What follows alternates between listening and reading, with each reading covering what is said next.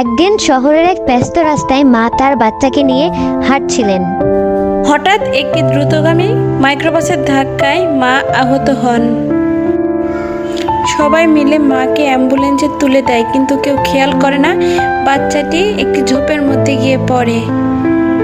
সে সময় এক ছোট্ট কুকুরছানা শিশুটির কান্না শুনে তার কাছে ছুটে যায় এবং তাকে কোলে তুলে নিয়ে বাসায় নিয়ে যায়, যত্ন সহকারে আগলে রাখে, দুধ খাওয়ায়। বাচ্চাটির সাথে কুকুরছানা খেলে। এভাবে দিন কেটে যায়, সময় চলে যায়। শিশুটি ও কুকুরছানার মধ্যে বন্ধুত্ব করে ওঠে। একদিন কুকুরছানাটি বাজারে যায় দুধ আনতে। তখনই সে হামাগুড়ি দিয়ে বাইরের রাস্তায় চলে যায় এবং তার মায়ের সাথে তার দেখা হয়ে যায়।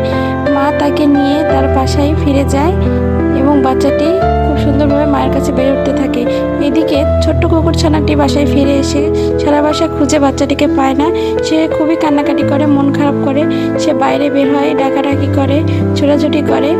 হঠাৎ ছুটে ছুটতে সে একটা গাড়ির সাথে ধাক্কা খেয়ে তার মাথায় অনেক ব্যথা পায়, আঘাত পায়। একজন ভদ্রলোক এসে তার মাথায় ব্যান্ডেজ করে দেয় এবং ছোট্ট কুকুরছানাটিকে তার সাথে করে নিয়ে যায়। কুকুরছানাটির জন্য লাইক, কমেন্ট, সাবস্ক্রাইব প্লিজ।